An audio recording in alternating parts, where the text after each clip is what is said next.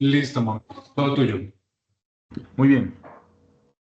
Bueno, muy buenas tardes ya a todas y a todos los que están presentes en esta sesión virtual.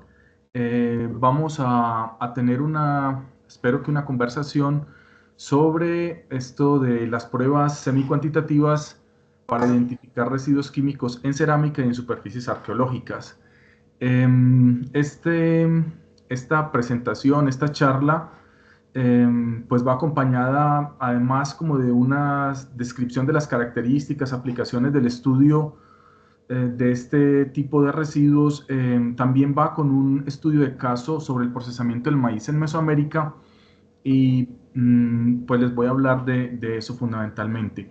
Em, yo soy Mauricio Obregón Cardona, soy profesor investigador del Centro de Estudios Antropológicos de la Facultad de Ciencias Políticas y Sociales de la UNAM, donde está la nueva licenciatura de Antropología de la UNAM. Em, Esta presentación pues está pensada en colaboración con el arqueólogo maestro Javier Andrés Sandoval, que es profesor de la Universidad de Santander en Colombia, la UDES, y pues está orientada fundamentalmente a los estudiantes del curso que tiene Javier eh, um, bajo su responsabilidad, y también pues está abierta a otras personas que la pueden seguir pues a través del vínculo que hemos compartido, ¿no? Em, Déjame ver para pasar la diapositiva.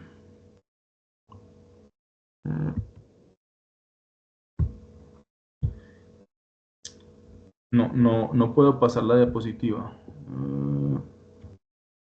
Con las flechas del teclado, ¿no será? Sí. Ah, ya, sí, ya. Un poquito como lento. Bueno, listo. Los datos que les voy a compartir en esta sesión, pues tienen que ver un poquito con esta invitación que nos hace Javier, pero también con un par de proyectos en los que he tenido la oportunidad de participar. Uno de ellos es con la doctora Yoko Sugiura Yamamoto en el proyecto del Valle de Toluca, y las pruebas, pues propiamente los análisis, propiamente los hemos realizado en el Laboratorio de Prospección Arqueológica de la UNAM, del cual les voy a hablar un poquito más adelante porque es muy importante en la historia de los residuos químicos, y también con el Laboratorio de Prehistoria y Evolución de la UNAM, que está, digamos, a cargo del doctor Guillermo Acosta, y él nos permitió utilizar su máquina de fluorescencia de rayos X, ¿no? Porque una de las cosas que vamos a ver es que este tipo de análisis semicuantitativos se pueden, digamos, combinar con otros tipos de análisis, con otras pruebas, y pues la fluorescencia de rayos X es una de esas con las que se pueden combinar, ¿no? Entonces, también valga la pena señalar aquí como comentario que pues los proyectos de arqueología, la arqueología en sí misma es siempre un trabajo colectivo, pues entonces pues yo estoy aquí sentado hablándoles a ustedes casi que digamos en solitario, pero en realidad siempre uno está representando a grupos de personas, a equipos de trabajo a través de los cuales se logran pues todos estos proyectos, ¿no? O sea, si no es con la colaboración y el trabajo en equipo, pues la arqueología no es posible, y tampoco los análisis arqueométricos, ¿no? Entonces, esto es muy importante considerarlo, ¿no? Mm,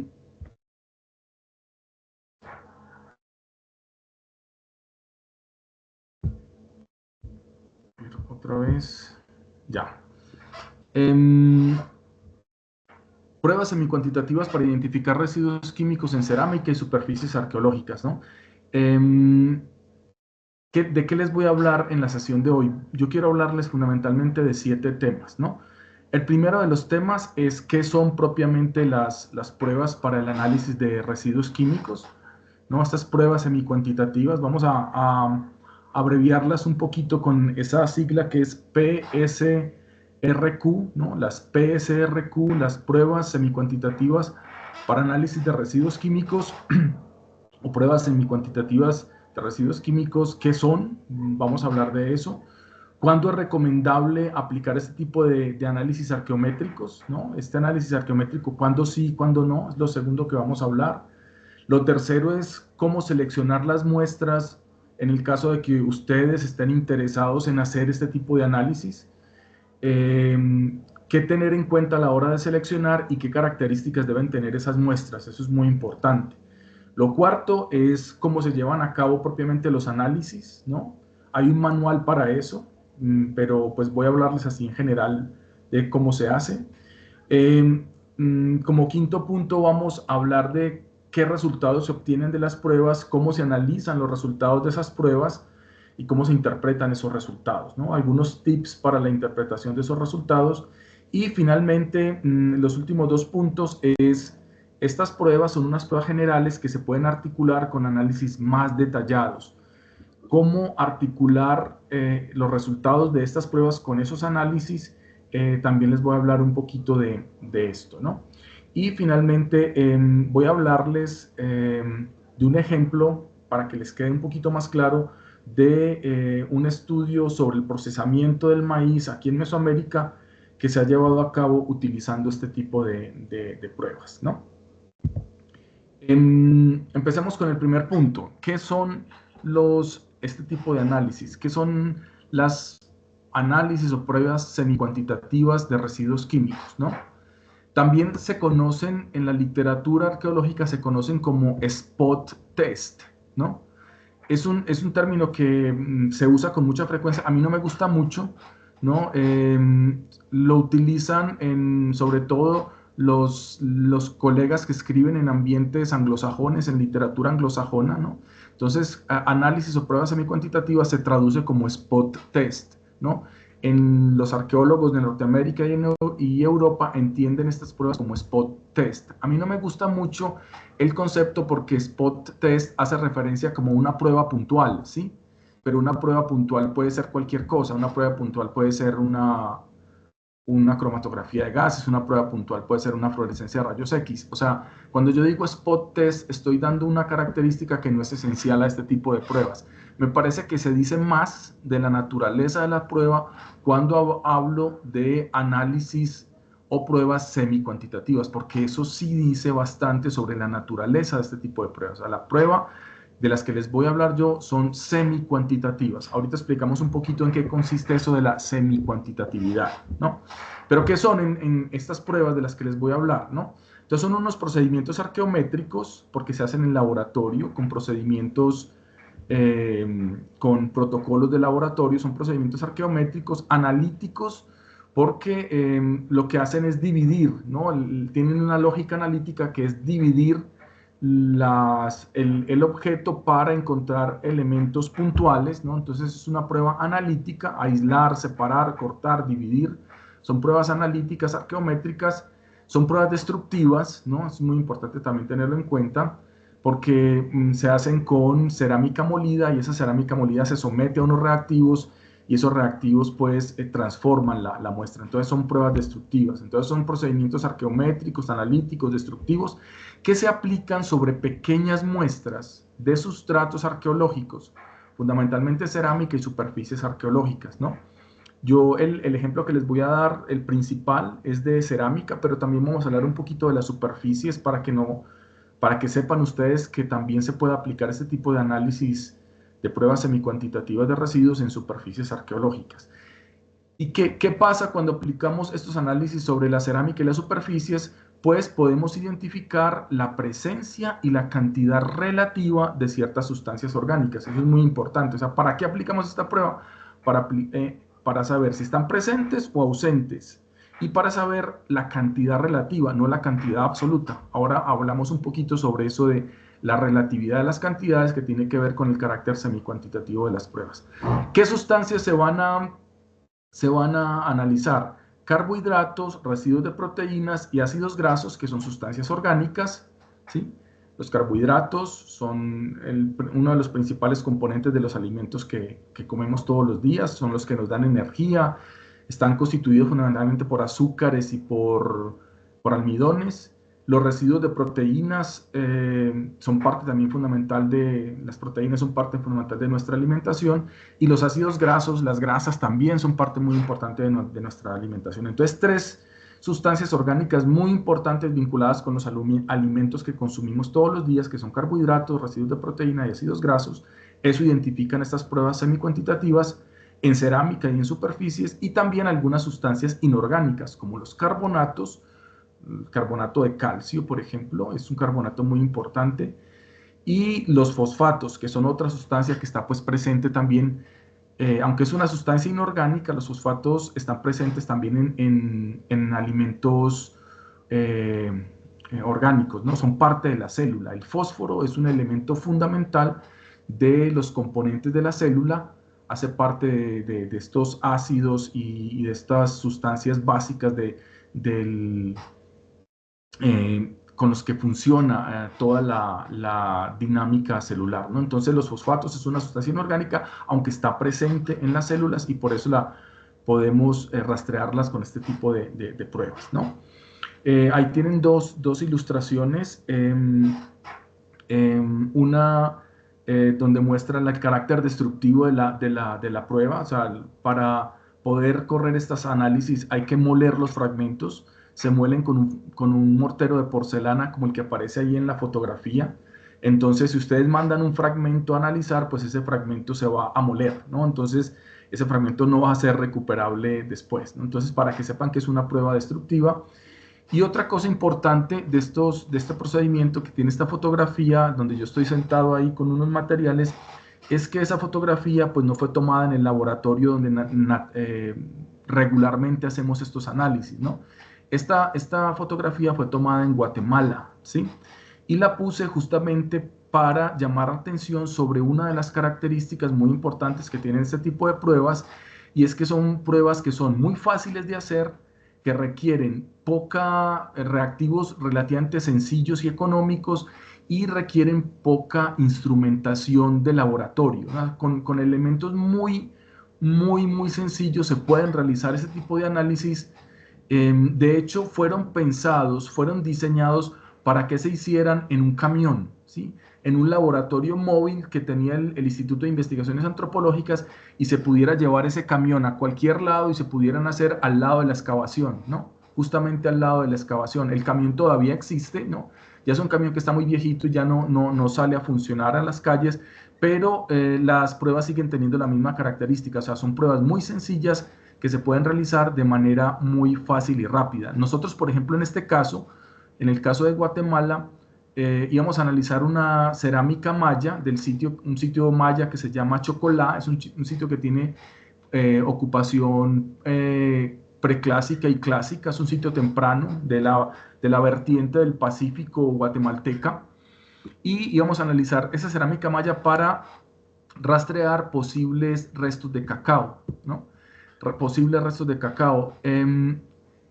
Como no fue posible que el Estado guatemalteco, el instituto que se encarga de aprobar los estudios arqueológicos en Guatemala, no autorizó la exportación de las piezas, de los fragmentos de cerámica, entonces nos tocó a nosotros ir a los fragmentos de cerámica, ¿no? Entonces ellos no pudieron enviar los fragmentos, nosotros fuimos a los fragmentos de cerámica, y en un par de maletas empacamos los reactivos y empacamos las cosas que necesitábamos para hacer las pruebas, y hicimos las pruebas allá en Guatemala, ¿no? Entonces, para que se hagan una idea ustedes de que son pruebas, que aunque son pruebas arqueométricas, son pruebas fáciles, rápidas y sencillas, que se pueden hacer incluso en un camión, como les contaba ahorita, un camión equipado obviamente, ¿no? Una especie de motorhome, pues, que ahorita se han vuelto tan populares, estos motorhome, o incluso pueden empacarse las cosas en una maleta y llevar las cosas al lugar donde están los materiales, ¿no? Entonces, aquí está como una lista de las principales características que tienen este tipo de pruebas, ¿no? Son pruebas que permiten saber si la cerámica fue usada. Es decir, ¿para qué hacemos este tipo de pruebas? Para saber si la cerámica contuvo sustancias, ¿no? La cerámica se va enriqueciendo progresivamente al ser usada como contenedor de líquidos, sobre todo si son sustancias líquidas. van a permitir que se enriquezca la cerámica. Entonces, si la cerámica ha sido utilizada como contenedor de sustancias líquidas o que exudan líquidos, la cerámica se va a enriquecer. Vamos a saber si la cerámica fue usada, ¿no? Además de saber si la cerámica fue usada, podemos saber si hay un enriquecimiento diferencial. ¿A qué hago referencia? Por ejemplo, si los platos se usaron para algo distinto de las ollas, si los cajetes se usaron para algo distinto de las callanas o comales, ¿no? Si las sahumadores y braseros, que es cerámica ritual, aquí en México es una cerámica ritual, pues se usó para una cosa distinta que las botellas, por ejemplo, ¿no? Entonces, permite saber si hay un enriquecimiento diferencial de las formas. También se pueden comparar lugares, ¿no? Yo, por ejemplo, podría comparar, me acuerdo, por ejemplo, del trabajo que hicimos con Javier, ¿no? Con Javier comparamos dos sitios de la región de los Montes de María, ¿no? Un sitio bajo que está cerca de las fuentes de agua, ¿no? Que se supone que se ocupa en ciertas temporadas del año, y un sitio alto que está en unos lomeríos donde el acceso al agua es más restringido, pero hay otra variedad de recursos que están disponibles, ¿no? Entonces, por ejemplo, puede comparar eso, puede permitir comparar eso. Si la cerámica de los sitios bajos está enriquecida de manera diferencial a la cerámica de los sitios altos. Entonces permite comparar el enriquecimiento diferencial según sitios o lugares. Y también se puede comparar periodos, ¿no? Yo puedo tener un sitio que tiene una ocupación de 2 periodos y comparar, por ejemplo, si, ¿cómo se llama? La cerámica de un periodo está enriquecida de manera diferencial a otro. Ahorita les voy a colocar un ejemplo al respecto, ¿no? Entonces, para todas esas cosas sirve, ¿no? Para saber si la cerámica fue usada y si tiene enriquecimiento diferencial por formas, por lugares o por periodos. Y tiene otra utilidad más muy importante, ¿no? Esta cerámica ofrece unos resultados más bien generales. O sea, esta cerámica dice si la cerámica, estos análisis dicen si la cerámica tiene carbohidratos o no, tiene residuos de carbohidratos. Pero entre todas las cosas que son carbohidratos, yo no sé exactamente qué tipo de carbohidratos tiene mi cerámica, ¿no? Esa es una limitación de la prueba. Pero sí sé cuáles fragmentos tienen muchos carbohidratos. Entonces yo puedo agarrar de todo mi universo de fragmentos, ¿no? Los que analicé y dieron altos valores de carbohidratos, puede hacerles análisis específicos para saber qué carbohidratos son, ¿sí? Entonces, eso es muy importante, ¿no? Este tipo de análisis permite seleccionar muestras enriquecidas para hacer análisis más especializados, ¿no? Eso es muy importante, ¿no? Y finalmente, con toda esta información, lo que uno puede hacer es obtener información, sobre todo sobre usos del espacio, cuando estoy hablando de superficies, o en este caso, como vamos a hablar de cerámica fundamentalmente, pues de los usos culinarios, de servicio y de rituales de piezas de cerámica arqueológica, ¿no? Entonces, para saber si las piezas fueron usadas y para saber más o menos con qué tipo de sustancias estuvieron en contacto, ¿no? Para eso sirven este tipo de análisis. Se caracterizan por ser, como les decía, procedimientos rápidos y económicos, de hecho son muy baratos, ¿no? Requieren, comparado por ejemplo con otro tipo de análisis como la fluorescencia de rayos X, que requiere equipos caros, la difracción de rayos X, la cromatografía de gases, que requiere equipos muy caros. Aquí los reactivos y los equipos que se requieren son muy elementales y por lo tanto las pruebas son bastante económicas, ¿no? Y se pueden hacer de manera muy rápida. Requieren poca infraestructura y infraestructura sencilla en los laboratorios. Usan reactivos y consumibles relativamente fáciles de conseguir, ¿no? Y coloco lo de relativamente fáciles porque pues en realidad la única limitación que hay es que en algunos países por estas cuestiones del narcotráfico se le ponen restricciones a algunas sustancias como los ácidos, por ejemplo, ¿no? Entonces, si yo voy a comprar ácido clorhídrico, es posible que en algunos países, por la persecución que se hace del narcotráfico y de la producción de narcóticos, pues el ácido clorhídrico sea una sustancia, digamos, que tenga alguna restricción en su comercialización, ¿no? Salvo esas condiciones, ¿no? En realidad las sustancias son muy fáciles de conseguir, ¿no? Son reactivos que no son, pues, muy complicados. Otra ventaja de este tipo de análisis es que requieren muy poca cantidad de muestra, ¿no? En realidad, casi que con 1,5 gramos yo puedo hacer todos los análisis, que las 6 pruebas que configuran este conjunto de pruebas semicuantitativas, con muy poca cantidad de muestra, ¿no? Y eso es muy importante porque no requiero de fragmentos muy grandes o de piezas completas, ¿no? Entonces, con un fragmento de cerámica relativamente pequeño, yo puedo correr las 6 pruebas que configuran estos análisis semicuantitativos, ¿no?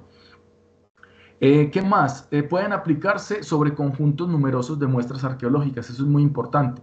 Como son baratos, como son sencillos, como son rápidos, como requieren poca infraestructura, ¿no? Y como requieren poca cantidad de muestras, se pueden correr sobre muchísimos fragmentos, ¿no? Sobre muestras, conjuntos de muestras que pueden tener cientos y a veces hasta miles de fragmentos. ¿Cuáles son sus desventajas? No, pues les he hablado cosas muy positivas de estos tipos de análisis, pero tienen también sus desventajas. Una de sus desventajas es que son destructivas, ¿no? Ahí es necesario moler el fragmento para aplicar las pruebas. Ya vieron ustedes la foto del mortero con el cual se estaba moliendo pues una muestra de cerámica. ¿Qué más?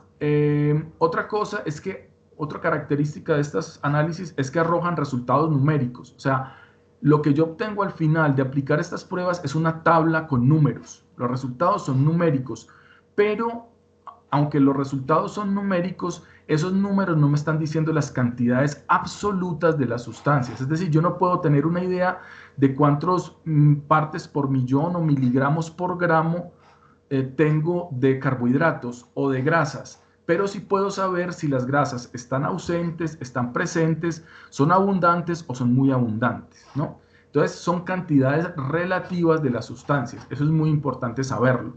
Para tener cantidades absolutas yo tengo que hacer otro tipo de análisis, ¿no? Como por ejemplo la cromatografía de gases u otro tipo, digamos, de análisis que me dan una estimación cuantitativa más precisa, ¿no? Eso entonces es muy importante. Esas serían las características 6 y 7, es que son semicuantitativas y por lo tanto yo no puedo conocer las cantidades absolutas, sino las cantidades relativas de las sustancias. Otra cosa que hay que decir de estas pruebas es que se las inventó o las adaptó el doctor Luis Alberto Barba, que es la cabeza del Laboratorio de Prospección Arqueológica del Instituto de Investigaciones Antropológicas de la UNAM, ¿no? Entonces, yo estoy en la Facultad de Ciencias Políticas y Sociales, donde está la carrera de Antropología, pero dentro de la UNAM hay una institución que es el Instituto de Investigaciones Antropológicas, donde no hay ni licenciatura ni posgrado, solamente hay investigadores, ellos se dedican solamente a investigar. En ese instituto, el doctor Luis Alberto Barba es el que está a la cabeza del Laboratorio de Prospección Arqueológica, que es una parte de ese instituto muy conocida porque lleva cerca de 40, acaba de cumplir los 40 años de trabajo y ha hecho muchos trabajos en esos 40 años y dentro de los trabajos que ha hecho ha sido justamente el desarrollo y adaptación de este tipo de análisis. De hecho, ahí tenemos en la diapositiva una foto del manual, ¿no? Del manual que se generó para Manual de Técnicas Microquímicas de Campo para la Arqueología, donde por primera vez se publicaron los protocolos para el análisis para realizar este tipo de análisis. Justamente ahorita en estos días se acaba de terminar la edición de un libro ya más actualizado con los 40 años de experiencia para renovar este manual, ¿no? Fíjense que este manual es del 91. No, estamos hablando del 90 al 2010, estamos hablando de unos casi 35 años que tiene este manual, ¿no? Este manualito ya tiene 35 años, entonces ya salió una segunda versión, va a salir dentro de muy poco una segunda versión de este manual, ¿no? Muy bien, para este manual el doctor Barba pues ya estaba a la cabeza del laboratorio y lo trabajó junto con un químico y arqueólogo cubano que es Roberto Rodríguez y José Luis Córdoba, que es un químico también de aquí de la UNAM, ¿no? Entonces estos tres personajes, el doctor Luis Alberto Barba, que es químico de formación, tiene maestría y doctorado en antropología. Roberto Rodríguez, que es un cubano que estuvo aquí mucho tiempo en la UNAM y también en el INA, y regresó a Cuba. Se murió hace poquito el doctor Roberto Rodríguez. Entre otras cosas, le tocó participar en la identificación y localización de los restos del Che Guevara en Bolivia, ¿no? Y utilizaron algunas de las pruebas que vamos a ver aquí, las utilizaron para la posible localización de los lugares donde estaba enterrado el Che, pues en Bolivia, ¿no? Entonces Roberto Rodríguez, eso es uno de los trabajos, digamos, más famosos de análisis de residuos químicos que se han hecho con este tipo de protocolo pues en América Latina. Pues entonces no solamente en arqueología, sino que también se han utilizado para este tipo de situaciones, ¿no? Entonces el doctor Luis Barba es una figura fundamental en la historia de este tipo de pruebas, y el Laboratorio de Prospección Arqueológica de la UNAM, ¿no? Todavía el doctor Barba lo tendremos por unos años más, espero tenerlo, que no se nos vaya todavía. Y lo último que les diría es que se han aplicado, pues en estas más de 3 décadas, casi 4 décadas de aplicación, se han hecho muchos análisis, muchos estudios con este tipo de pruebas, entre otros algunos muy famosos, los que se hicieron en Teotihuacán, en 2 contextos por lo menos, en Ostoyahualco y Teopancasco, que son dos conjuntos habitacionales muy importantes de ahí de Teotihuacán. Esos estudios los hizo Linda Manzanilla con el doctor Luis Barba. También en Templo Mayor, en la famosa Casa de las Águilas, con el doctor Leonardo López Luján. Luis Barba trabajó también ahí en Templo Mayor, que es uno de los sitios pues, más importantes, y que ustedes pues seguramente si han venido aquí a México o vienen, pues lo van a visitar porque está ahí en todo el Zócalo, está en todo el centro de la Ciudad de México, ¿no? También se aplicaron este tipo de análisis ahí. Y también se han aplicado en contextos muy tempranos, en estudios muy tempranos de finales del Pleistoceno, como fue el estudio de un mamut en Milpa Alta que se hizo y que se aplicó este tipo de análisis. También se han aplicado en sitios de Colombia, ¿no? Javier los ha aplicado para sus muestras en la depresión Momposina, en el norte de Colombia. Yo los apliqué para mi tesis de doctorado en el Valle de Aburrá. Algunos de mis alumnos de Medellín también aplicaron estos análisis en un sitio cercano ahí en el Valle de Aburrá. Otra de mis estudiantes que trabaja con Sneider Rojas en los sitios de los canales de Zenú y San Jorge, estos camellones y canales, también aplicó estos análisis para su tesis. Es decir, en Colombia se han aplicado ya en varios contextos, y también se han aplicado en Cuba por el doctor Roberto Rodríguez, en Chile, en Perú y en otras naciones de América Latina y del mundo. Pues entonces, básicamente tienen una cobertura a nivel de América Latina. Otra cosa que podemos aquí señalar, estas son pues como algunos de los análisis más famosos, el de la arqueometría de la Casa de las Águilas, ¿no? En la arqueometría de la Casa de las Águilas, por ejemplo, lo que ustedes están viendo en el planito que les coloqué en la ilustración es el plano del interior de este recinto. La Casa de las Águilas es un recinto ceremonial que está al lado del Templo Mayor, donde se realizaban algunas como ceremonias posiblemente de unos ritos de paso a través de los cuales los guerreros mexicas obtenían su estatus de guerreros, ¿no?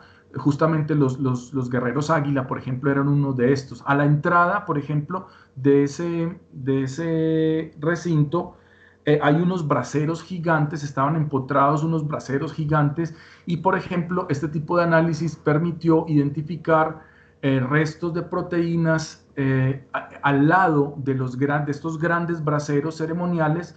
Los braseros son unos recipientes gigantes donde se ponen brasas y se ponen, por ejemplo, se ponen o pedazos de papel o pedazos de fibras vegetales mojados con sangre. La gente se cortaba, los guerreros se cortaban con púas de maguey se pinchaban con púas de maguey o con navajillas de obsidiana, se cortaban las venas.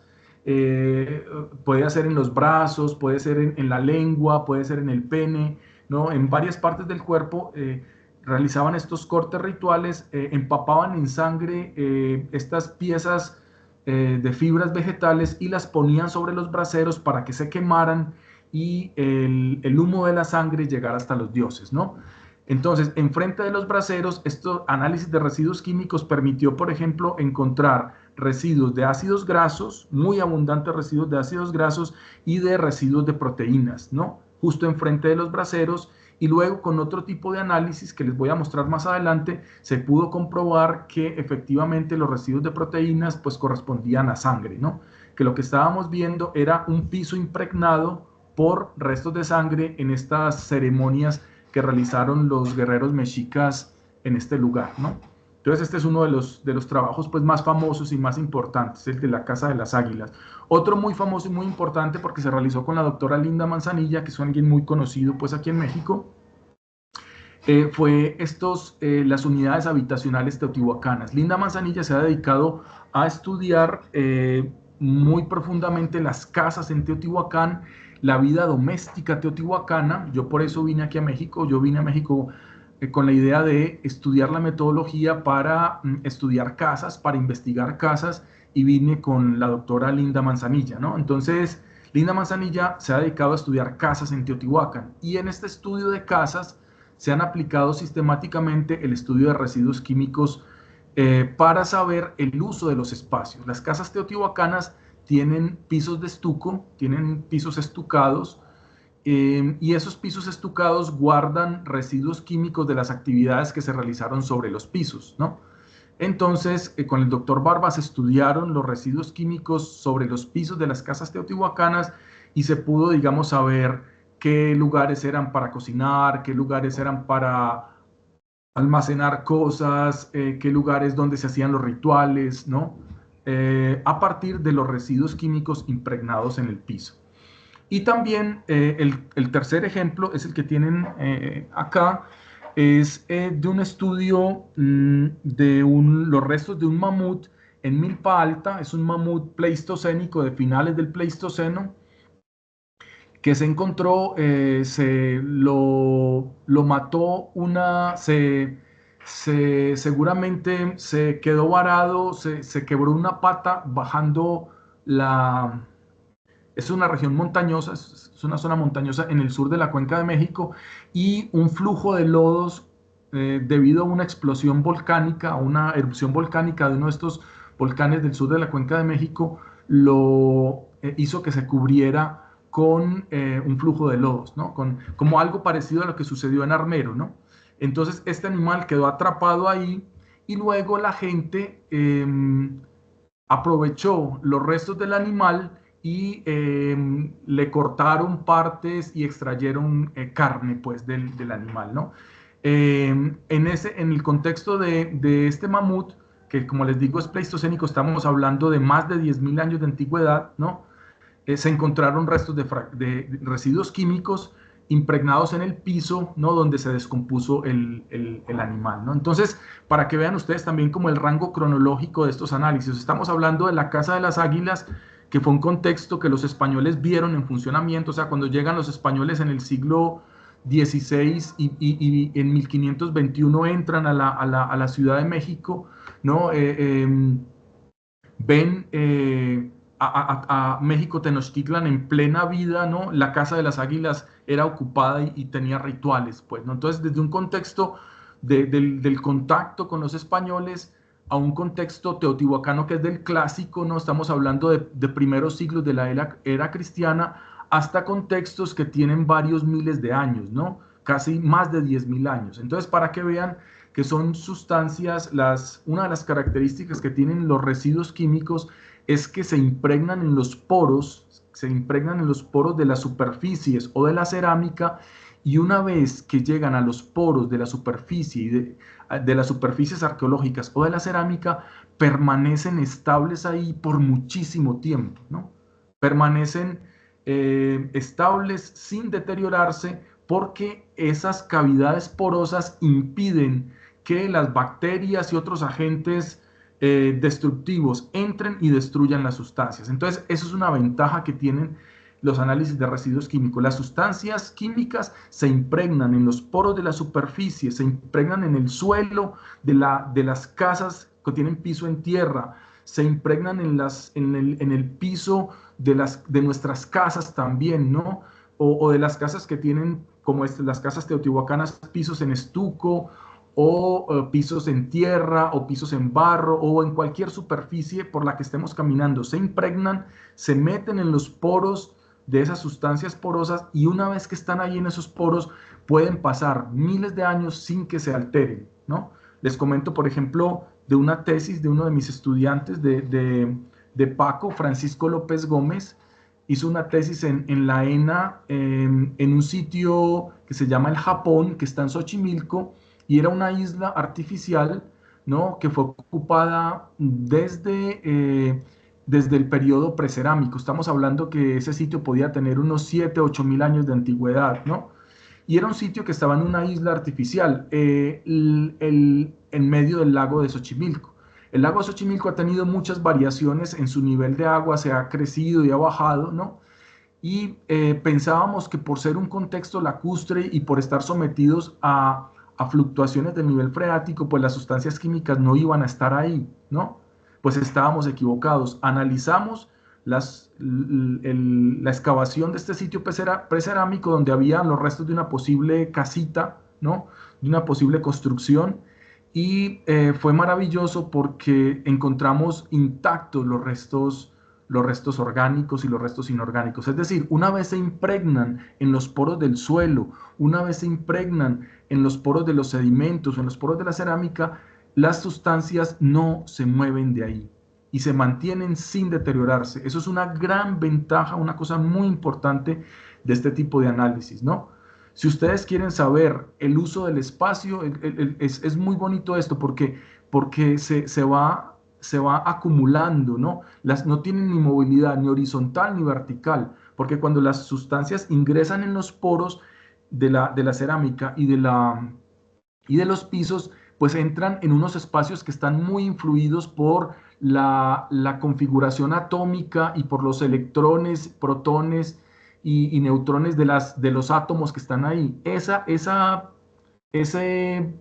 configuración espacial hace que una vez que entra la sustancia ahí, sea muy difícil sacarla, ¿no? O sea, no se puede sacar. Las fuerzas atómicas, las atracciones y repulsiones electrónicas evitan que las sustancias salgan. Y como son poros muy pequeños, las bacterias no alcanzan a entrar hasta ahí y no se descomponen las sustancias orgánicas. Entonces, tienen muy poca movilidad horizontal y vertical. Las sustancias químicas que analizamos con este tipo de pruebas tienen muy poca movilidad horizontal y vertical.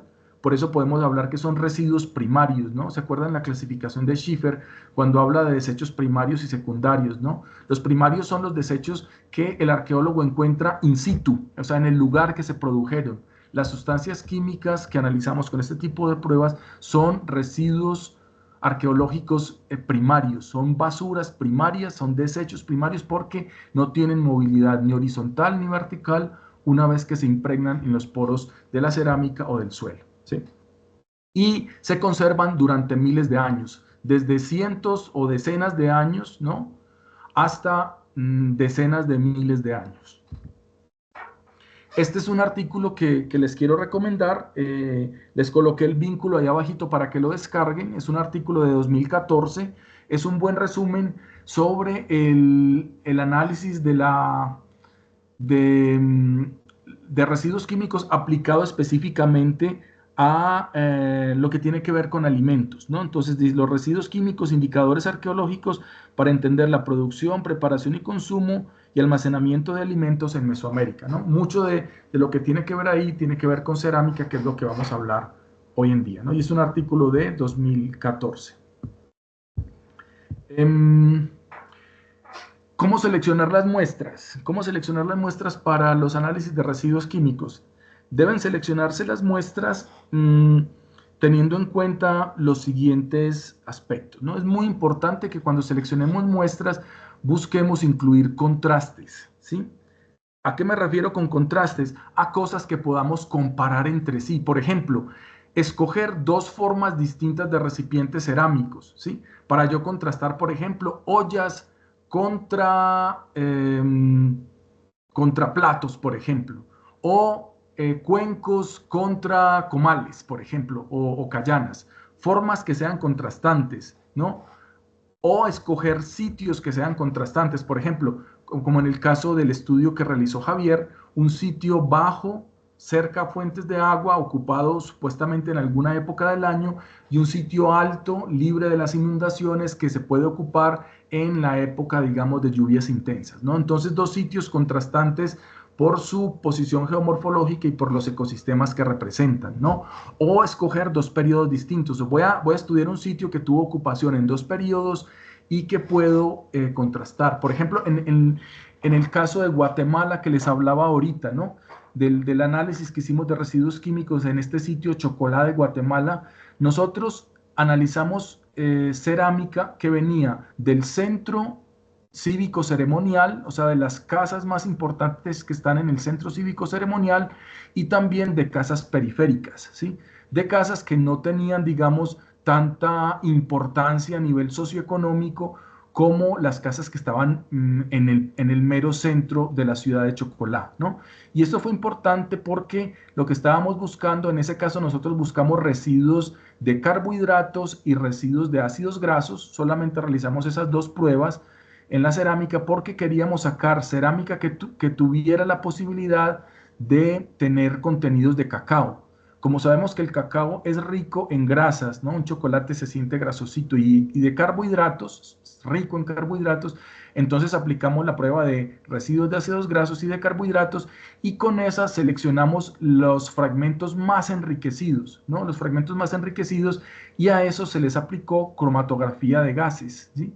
Y la cromatografía de gases permitió identificar la presencia de teobromina, que es la sustancia química que identifica al cacao. Y entonces eso fue muy bonito porque pudimos encontrar en lo de la contrastación, pudimos encontrar que consumía cacao tanto la gente de la élite que estaba muy cerca del centro cívico ceremonial, como la gente del común, de las casas sencillitas que estaban hacia la periferia de la ciudad, ¿no? Entonces, esto fue muy bonito y muy importante. Entonces, escoger las muestras siempre pensando en contrastes, ¿sí? También, por ejemplo, en ese estudio de Chocolá, escogimos recipientes que contuvieran líquidos y recipientes para contener sólidos, ¿sí? O sea, incluimos, por ejemplo, vasos e incluimos, por ejemplo, platos, ¿sí? Y esto también fue muy interesante porque uno tiene la idea de que el cacao se consume como líquido, ¿no? O sea, nosotros nos tomamos un chocolate, entonces nos imaginamos un recipiente para contener líquidos, pero nosotros decidimos incluir platos porque pensamos que a lo mejor había otras formas de consumir, ¿no? Cacao que no fuera como líquido. Y efectivamente fue muy interesante y encontramos que en los platos también había residuos de carbohidratos, de ácidos grasos y de teobromina, es decir, contuvieron restos de cacao. Es decir, que muy posiblemente esta gente de Chocolá no solo consumía el cacao como bebida en los vasos, ¿no? Sino que también lo consumía como salsa para acompañar, por ejemplo, tamales, ¿sí? Tamales bañados en una salsa que tuviera cacao y que enriquecieran los platos, ¿no? Entonces es muy interesante esto. Entonces, por eso es muy importante al seleccionar las muestras incluir contrastes.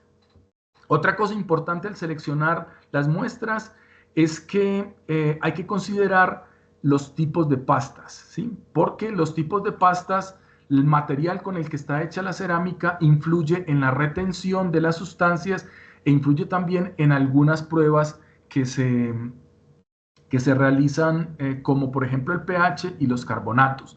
Entonces, la conclusión de esto sería que si vamos a comparar el enriquecimiento de cuencos contra ollas, ¿no? Es muy importante que ambos, los cuencos y las ollas, estén elaborados con la misma pasta para que los resultados sean más comparables. Bueno, lo de la pasta ya lo dijimos. Otra cosa importante es que los resultados de las pruebas son numéricos, es decir, se pueden analizar estadísticamente. Y por eso es importante tener un conjunto de muestras grande, ¿no? Porque cuando yo aplico análisis estadísticos a números, si yo tengo más números para analizar, los resultados suelen ser más coherentes, ¿no?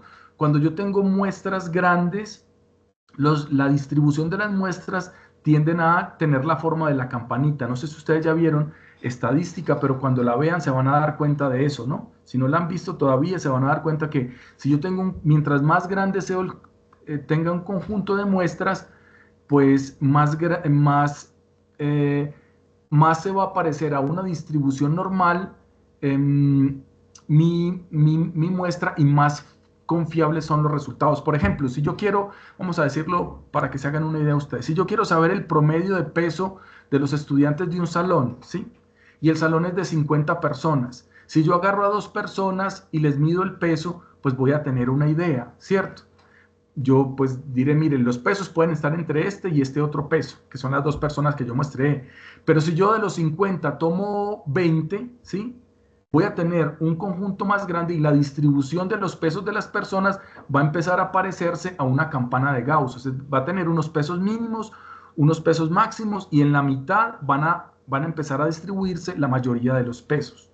Entonces, eso mismo pasa con cualquier conjunto de datos. Si yo quiero aplicar análisis numéricos a mis resultados, entonces mientras más grande sea el conjunto de muestras que yo analice, mientras más muestras tenga, pues más voy a obtener unos resultados más coherentes. Pero ¿cuánto puede ser ese grande, no? Pues más o menos la experiencia que nosotros hemos tenido es que entre 50 y 100 muestras, cuando yo tengo entre 50 y 100 muestras de estos análisis de sustancias, ya los resultados de esas 50 y 100 muestras empiezan a tener una distribución que se parece a una distribución normal, ¿no?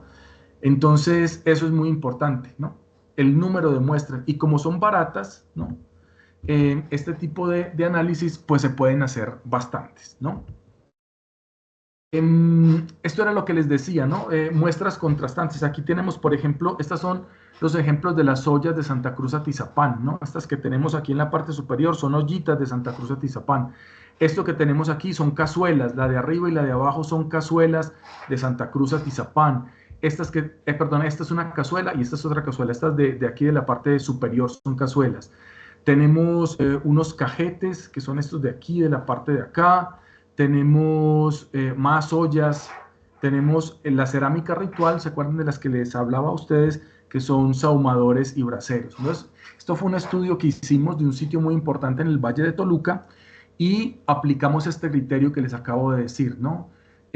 Aplicamos el criterio de que para entender, nosotros queríamos en ese estudio saber si la cerámica había sido utilizada de manera doméstica y cotidiana, si había enriquecimiento diferencial según los tipos de formas, o sea, para qué se habían utilizado las distintas formas cerámicas, porque era un estudio de vida cotidiana.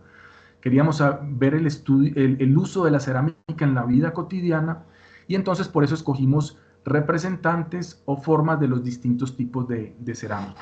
Y lo que ustedes ven acá es una lámina delgada de cerámica arqueológica en la que se ven granulitos, se ven como una matriz, que es como esta parte más oscurita, pero también se ve un espacio más claro que forma como unos laberintos. Esos laberintos son los poros de la cerámica, ¿sí?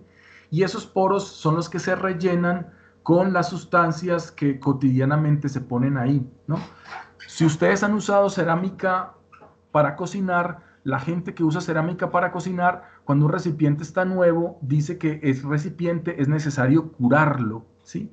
¿Qué es curar el recipiente? Es usarlo durante algunas ocasiones para que los poros empiecen a rellenarse, para que el recipiente deje de absorber tanto líquido y en los poros, digamos, se rellenen con las sustancias con las que se está cocinando, ¿no? Entonces, eso es curar los recipientes. Esas sustancias que entran en los poros, al curarse los recipientes y al usar los recipientes, ya nunca vuelven a salir de ahí y ahí se quedan por el resto del tiempo. Y son las que nosotros analizamos con este tipo de pruebas. ¿Qué más tenemos que decir de las muestras, no? Además de que sean contrastantes, además de que hay que ponerle mucha atención al tipo de pasta. ¿Qué más podemos decir? Ya a la hora, digamos, de mandar las muestras al laboratorio, es muy importante que las muestras estén secas. Y se los digo sobre todo porque en Colombia, como llueve tanto, las muestras se humedecen mucho, es importante ponerlas a secar.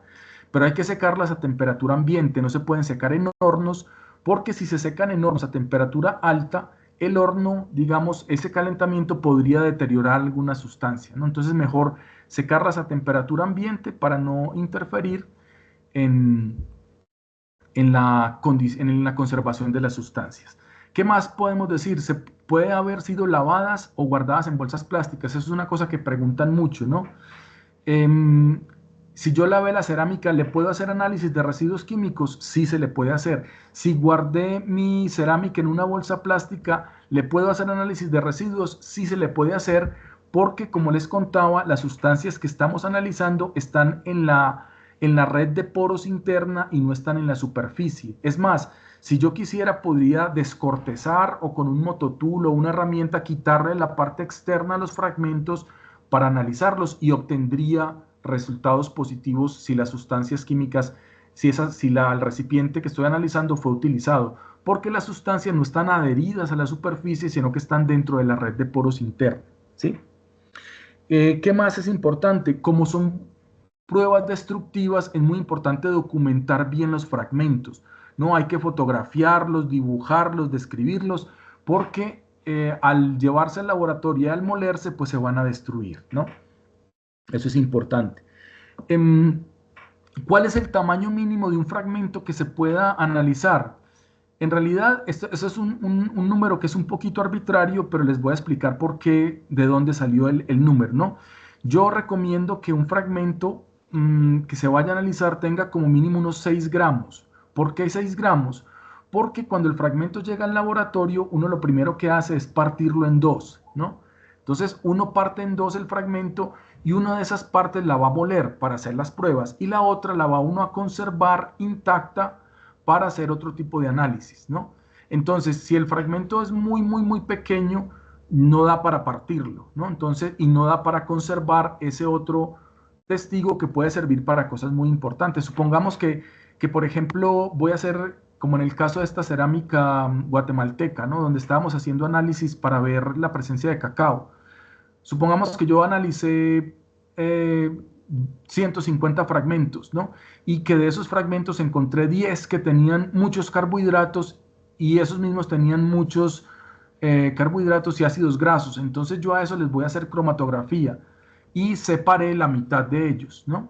Entonces, si son muy pequeñitos, pues a ese fragmento que estaba muy enriquecido, yo no le voy a poder hacer la cromatografía porque me sobró muy poquito, ¿no? Y no me da para la muestra de cromatografía. Entonces se requiere de un tamaño mínimo. Yo recomiendo que sean 6 gramos, porque con 6 gramos es suficiente para sacar una puntita, un pedacito, pues la mitad o un poco menos, y molerla para hacer los análisis de residuos y reservar otra parte para otros análisis que se puedan hacer posteriormente.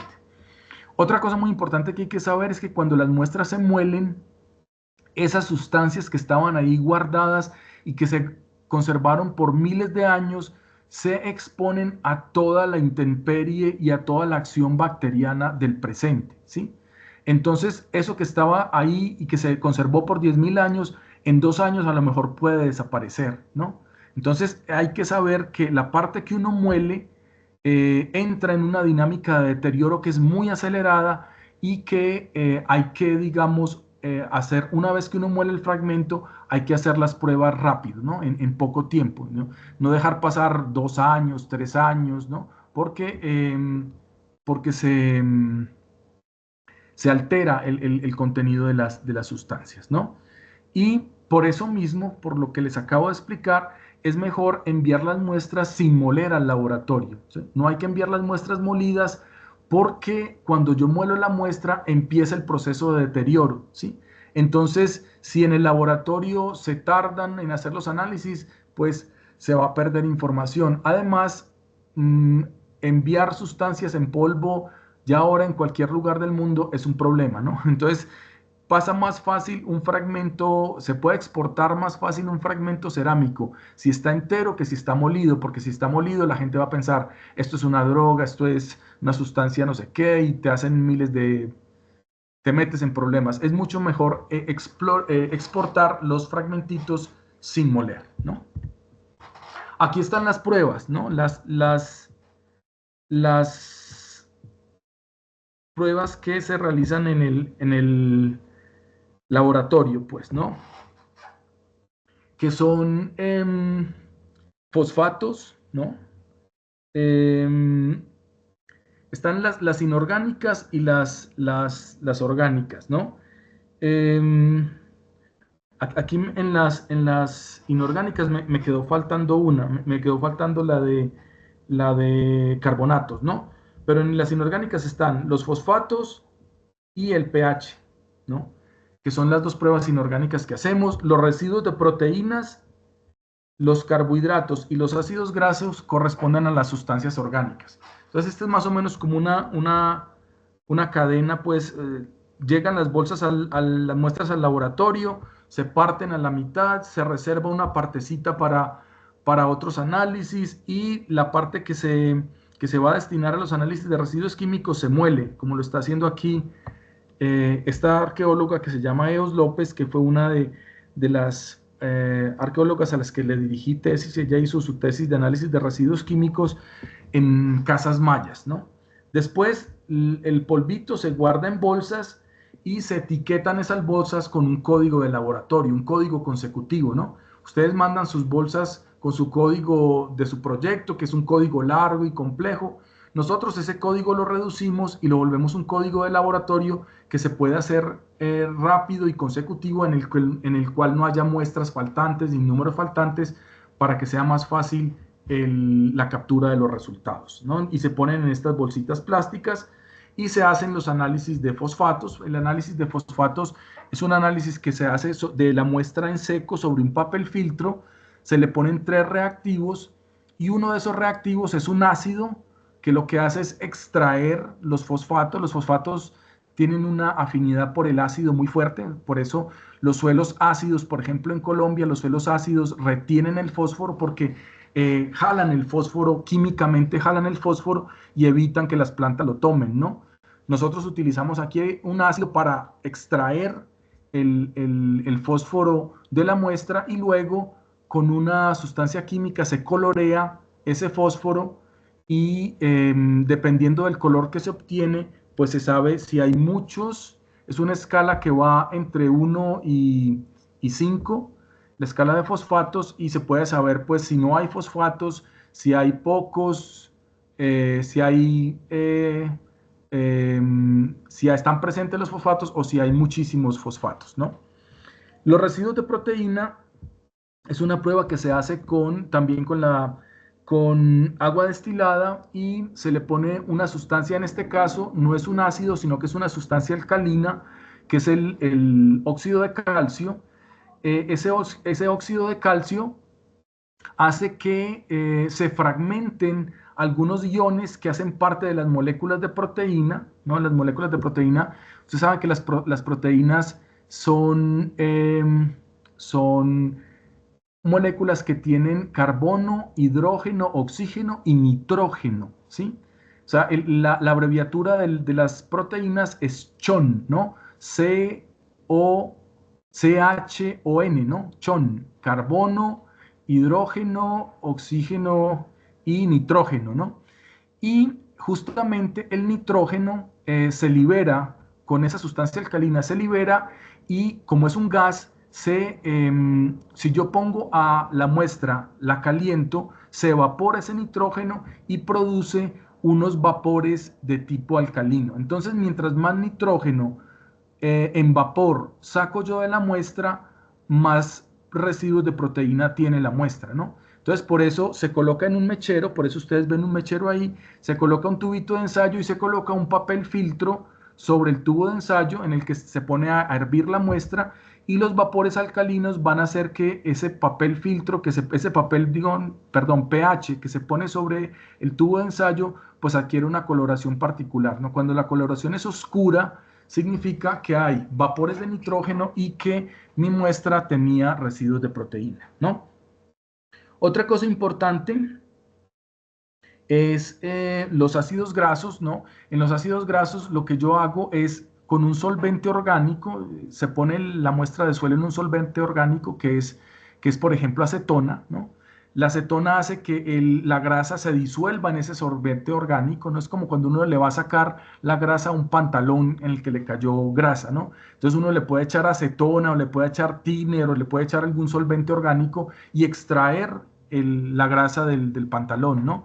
En este caso, con la acetona extraemos la grasa que está, digamos, pegada en la cerámica molida y luego esa grasa se concentra y se hace reaccionar con una sustancia alcalina y la grasa, cuando a una grasa se le echa una sustancia alcalina, se convierte en jabón. Entonces se produce una reacción de saponificación y lo que producimos es jabón, luego le colocamos peróxido y si hay grasas y la grasa se saponificó, se convirtió en jabón con la sustancia alcalina, pues con el peróxido de hidrógeno, con el agua oxigenada que le ponemos al final, hacemos que el jabón haga burbujitas y entonces podemos mirar la cantidad de burbujas que se forman. Si tiene burbujas, significa que había residuos de grasa en mi muestra, ¿no? Y por la cantidad de burbujas uno puede estimar la cantidad de grasas que tiene la muestra.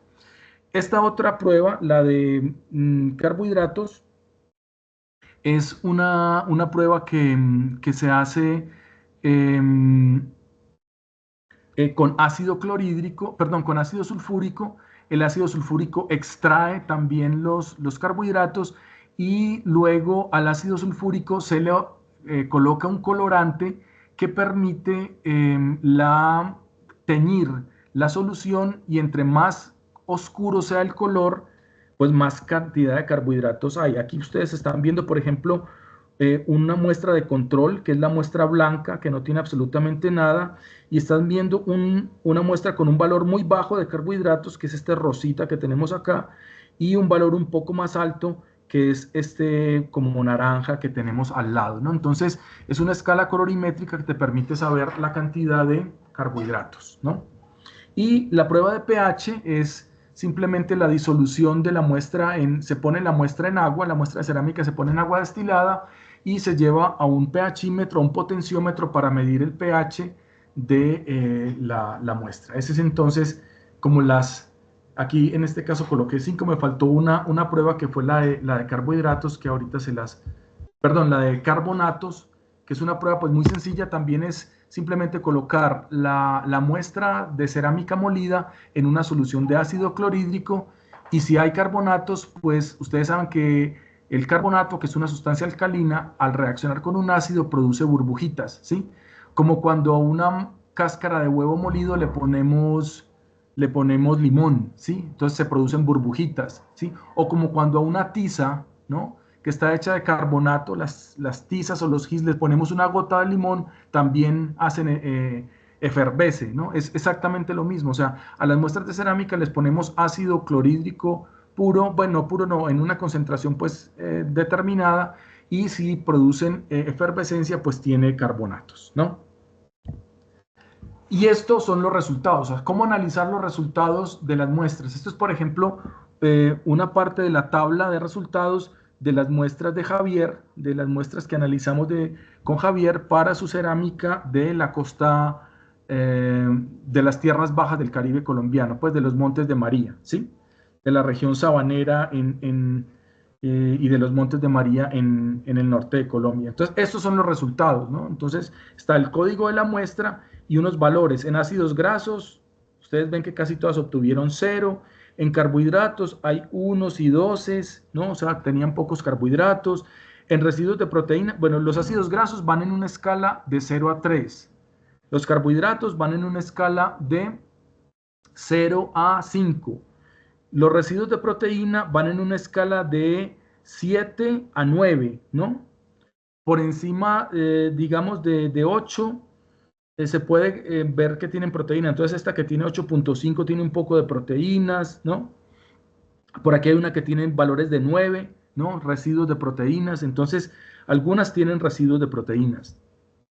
Fosfatos van en una escala que va de 0 a 4, ¿no? Aquí tenemos, por ejemplo, pruebas, valores bajos como 1, valores todavía bajos como 2 y ya altos como 3 y 4, ¿no? Entonces, la cerámica de de los Montes de María. Los carbonatos, aquí por ejemplo no encontramos casi carbonatos, fueron casi todas las pruebas como ácidos grasos y carbonatos fueron muy bajas, ¿no?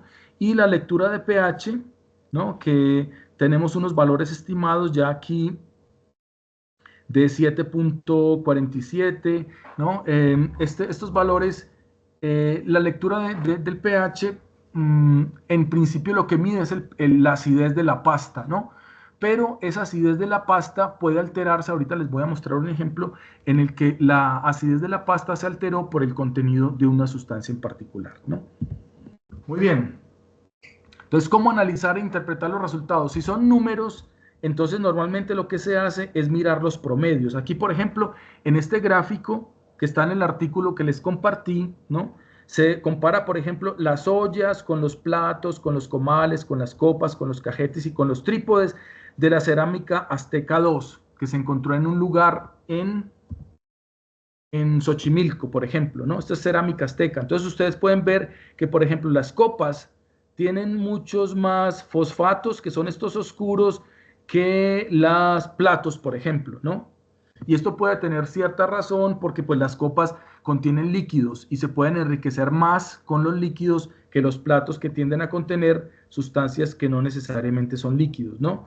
Por ejemplo, las ollas, que son recipientes que van al fuego, tienen más fosfatos que los platos, ¿sí? En promedio, porque aquí lo que se está graficando es gráfica de formas versus promedio de valores. Aquí entonces el promedio de olla, de fosfatos en las ollas es 3.5, por ejemplo, ¿cierto?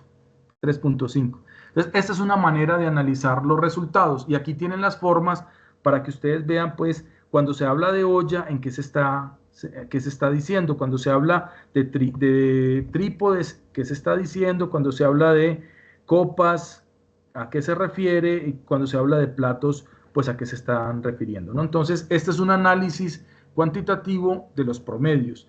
Pero este análisis tiene un problema, ¿no? Y es que, por ejemplo, yo sé que los cajetes tienen menos fosfatos que los comales, pero, o sea, los comales tienen 5.2 de promedio de fosfatos, mientras que los cajetes tienen 3. Pero, ¿qué tanto es esa diferencia? ¿Qué tan significativa es esa diferencia? Entonces, ahí es donde yo digo que es muy importante este tipo de análisis, que es una propuesta que yo he hecho a la gente del laboratorio, o sea, es decir, yo no solamente les copié a los del laboratorio los análisis, sino que también les he propuesto pues algunas metodologías para mejorar el análisis de resultado, y esta es una de mis propuestas, es utilizar herramientas estadísticas para que los resultados tengan más confiabilidad. Aquí, por ejemplo, estoy comparando la cantidad de ácidos grasos que hay en las ollas, los comales y los cajetes de Santa Cruz Atizapán, ¿no? De este sitio que les digo que analizamos con la doctora Yoko. Entonces, aquí, por ejemplo, sé que las ollas tienen 0.2, tenían muy poquitos ácidos grasos, o sea, había muy poquita grasa, pero aún con esa poquita cantidad de grasa, yo puedo decir que las ollas tienen significativamente, estadísticamente, con un 95% de confianza, tienen más ácidos grasos que los comales y los cajetes, ¿sí? Porque apliqué este análisis que se llama intervalos de confianza. O sea, yo tengo graficados los promedios, que es 2.19, perdón, 0.21, 0.1 y 0.1, ¿sí? Tengo graficados los promedios, pero alrededor del promedio tengo un intervalo de confianza, que son estas patitas que van para arriba y para abajo, que está al 95% de confianza. Es decir, con una certeza estadística del 95% de confianza, de seguridad, yo puedo decir que las ollas de Santa Cruz Atizapán tienen más ácidos grasos que los comales y los cajetes, ¿sí? Y eso es muy interesante, ¿no? Eso es muy interesante porque ya no solamente sé que las ollas están más enriquecidas, sino que puedo decirlo con una certeza estadística, ¿sí? ¿Qué más puedo analizar ya? En términos cualitativos, ¿no? En términos cualitativos puedo empezar a acercarme pues al uso de las cerámicas y al tipo de sustancias que contuvieron. Ya saben pues que por el uso recurrente la cerámica se va enriqueciendo en sus poros, pues por ejemplo, ¿no? Aquí vemos una cazuela, esto es una cazuela con un guisado ¿cómo se llama? De garbanzos, por ejemplo. Esto es un guiso de garbanzos y aquí tenemos una olla que es muy parecida a la que se usa hoy en día para los frijoles aquí en México, ¿no? En cocinas tradicionales, pues. Entonces, ese uso cotidiano, pues, me va a relacionar con sustancias, ¿no? ¿Cómo se relacionan las sustancias que analizamos con este tipo de pruebas con los alimentos? Entonces, los carbohidratos están presentes en sustancias o en alimentos como el maíz, como los frijoles o como las raíces, por ejemplo, ¿no? Estos son camotes, que aquí es una raíz que se consume con mucha frecuencia. En Colombia, por ejemplo, sería yuca, batata, ñame, ¿no? También estarían los frijoles, también estaría el maíz, también estaría la que en Antioquia se le llama sidra, o aquí se le dice, ¿cómo se llama? Chayote, por ejemplo, ¿no? O también podrían ser las auyamas, que aquí se le llaman las victorias, aquí se le llaman chilacayotes, o se les llama, ahorita en Día Muerto se come mucho, se comen ¿cómo es que se llaman? Calabazas, ¿no? Se les llaman calabazas, ¿no? Entonces, en sustancias orgánicas son ricas en carbohidratos, ¿no? Maíz, pero los carbohidratos pueden ser todas estas cosas, ¿sí? ¿Cómo sé yo qué carbohidratos son, ¿no? Porque yo puedo seleccionar los fragmentos que me resultaron ricos en carbohidratos y después le puedo hacer un análisis de almidones. Es decir, yo puedo analizar 300 muestras de cerámica y de esas 300 muestras puedo escoger las 5 ollas más enriquecidas con carbohidratos y puedo hacerle un análisis de almidones a la partecita que no molí, ¿sí? Puedo hacerle un análisis de almidones y entonces, ¿sí? Justamente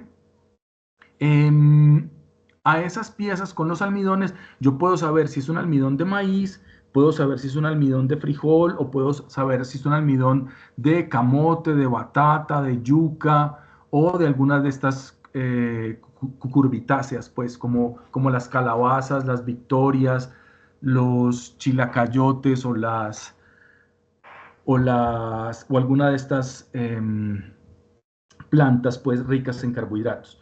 Los ácidos grasos, ¿no? Si yo encuentro ácidos grasos, los ácidos grasos pueden venir tanto de alimentos vegetales como de alimentos animales, ¿sí? Pero lo interesante es que yo puedo seleccionar los fragmentos que resultaron enriquecidos con ácidos grasos y le puedo hacer a esos fragmentos, a la parte que no molí, les puedo hacer un análisis de, ¿cómo se llama? De ácidos grasos y ver si esos ácidos grasos son de origen animal o son de origen vegetal. Dependiendo de la longitud de las cadenas de grasas, pues se puede saber si son más frecuentes esas grasas en animales o vegetales, ¿no? Los animales, cuando comemos las grasas vegetales, las unimos, hacemos cadenas más grandes, las metabolizamos esas grasas y construimos cadenas de ácidos grasos más grandes, entonces se pueden diferenciar las grasas vegetales de las animales, ¿no? Con la cromatografía de gases.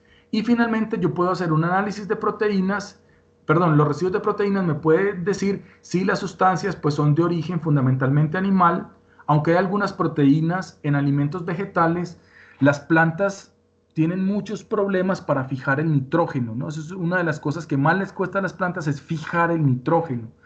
Y es una tarea muy difícil de la que las plantas se ayudan tramposamente con bacterias en las raíces. Por ejemplo, los frijoles tienen colonias bacterianas en las raíces con las cuales pueden fijar el nitrógeno. Entonces, por eso las pocas proteínas que hay en los vegetales, pues las tienen plantas como esa, como los frijoles, que han hecho esa alianza con las bacterias, ¿no? Entonces, por eso hay pocas proteínas en las sustancias orgánicas, pero en las sustancias vegetales, en los alimentos vegetales, pero hay muchas proteínas en los alimentos animales y pues las proteínas me pueden hablar de alimentos de ese tipo, fundamentalmente alimentos de origen animal, ¿no? Y las sustancias inorgánicas, que son los carbonatos, el pH y los fosfatos, ¿no? Entonces los carbonatos pueden hablar, sobre todo aquí en México, se utiliza para procesar el maíz, se utiliza una técnica que no sabemos qué tan antigua es, justamente ahora estamos haciendo investigaciones al respecto, que se llama la nixtamalización, ¿no?